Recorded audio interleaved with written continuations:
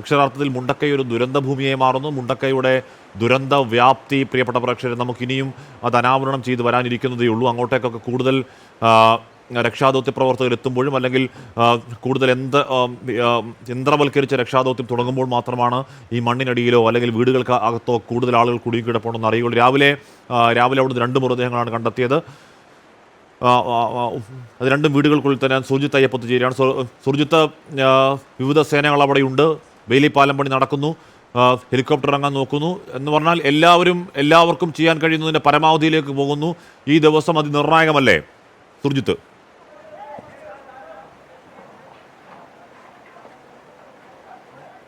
അതിനിർണായകമായ ദൗത്യം മുന്നോട്ട് പോകുന്നു ഹാഷ്മി. ഇവിടെ കാണാൻ കഴിയുന്ന കാഴ്ച എന്ന് പറയുന്നത് പല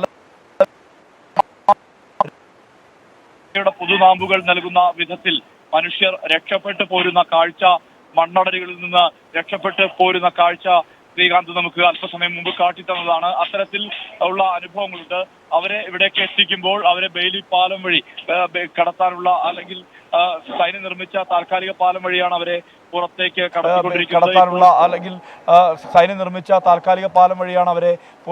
കടത്തിക്കൊണ്ടിരിക്കുന്നത്. ഇപ്പോൾ ബെയിലി പാലത്തിന്റെ നിർമ്മാണം ഇവിടെ തകൃതിയായി പുരോഗമിക്കുകയാണ്. സൈനികരും മാത്രമല്ല സന്നദ്ധ സംഘടനകളുടെ രക്ഷാപ്രവർത്തകരും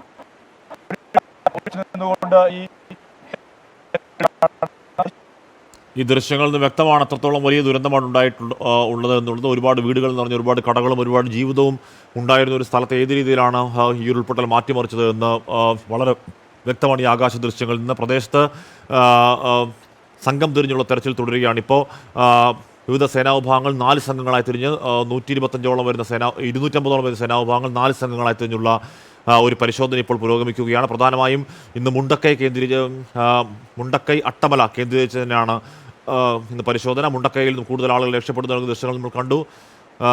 നിലമ്പൂർ ജില്ലാ ആശുപത്രിയിൽ നിന്നും സൂരജ്, അടുത്ത ദുരന്തത്തിൻ്റെ ഒരു കേന്ദ്രമായി മാറുന്നത് ചാലിയാർ പുഴയോരമാണ്. ദൗർഭാഗ്യവശാൽ പറയേണ്ടി വരുന്നു, ചാലിയാർ ഒരു ചാവ് പുഴ പോലെ ഒഴുകുന്നു എന്ന് പറയേണ്ടി വരുന്നു. കൂടുതൽ മൃതദേഹങ്ങൾ അതിൽ നിന്ന് കണ്ടെത്തുന്നു. ഈ നിലമ്പൂരെയൊക്കെ കൂടുതൽ ഇന്നിപ്പോൾ എത്ര മൃതദേഹങ്ങൾ എത്തിച്ചു എന്നാണ് അറിയാൻ കഴിയുന്നത് സൂരജ്?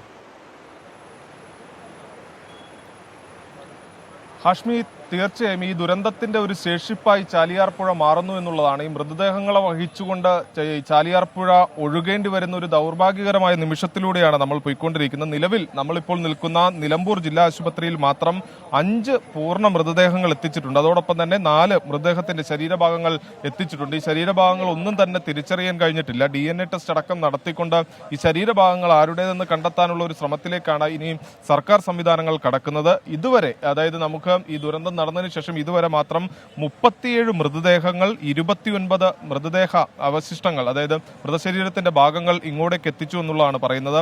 അങ്ങനെയെങ്കിൽ നമുക്ക് അനുമാനിക്കാൻ കഴിയുന്ന കണക്കനുസരിച്ച് ഒരു 50-ന് മുകളിൽ ആളുകളുടെ മൃതദേഹങ്ങൾ ഇതിനോടകം തന്നെ ഇവിടെ എത്തിയിട്ടുണ്ട് എന്നുള്ളതാണ് പറയുന്നത്.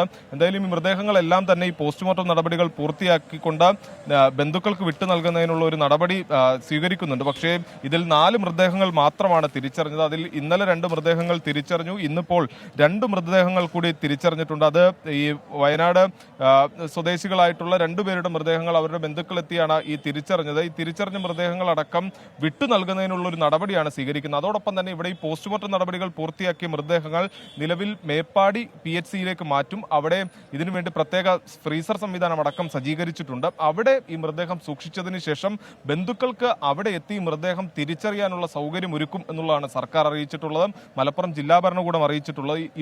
ഇവരുടെ ഭാഗത്തുനിന്ന് വരുന്ന ഒരു പ്രധാനപ്പെട്ട അഭ്യർത്ഥനയുണ്ട്. പ്രത്യേകിച്ച് ഈ മേപ്പാടിയിൽ നിന്നടക്കം നിരവധി പേരാണ് ഈ ബന്ധുക്കളെയും ഉറ്റവരെയും ഒക്കെ അന്വേഷിച്ച് ഇങ്ങോട്ടേക്ക് എത്തുന്നത്. അത് വലിയ രീതിയിൽ ഒരു തിരക്കിനിടയാക്കുന്നുണ്ട്. ഈ ആശുപത്രിയിൽ നമുക്ക് ദൃശ്യങ്ങളിലേക്ക് പോയാൽ തന്നെ അറിയാം, സന്നദ്ധ പ്രവർത്തകരും ആരോഗ്യവകുപ്പിന്റെ വൃന്ദികളും പോലീസും അടക്കം വലിയൊരു വൻ സന്നാഹം തന്നെ ഇവിടെ ഉണ്ട്. അതിനൊപ്പം ഈ ബന്ധുക്കളെ തിരഞ്ഞ് ഇവർ കൂടി എത്തിക്കഴിഞ്ഞാൽ അത് ആ തിരക്ക് പോലീസിന് നിയന്ത്രിക്കാൻ കഴിയാത്തൊരു സാഹചര്യത്തിലേക്ക് പോകും.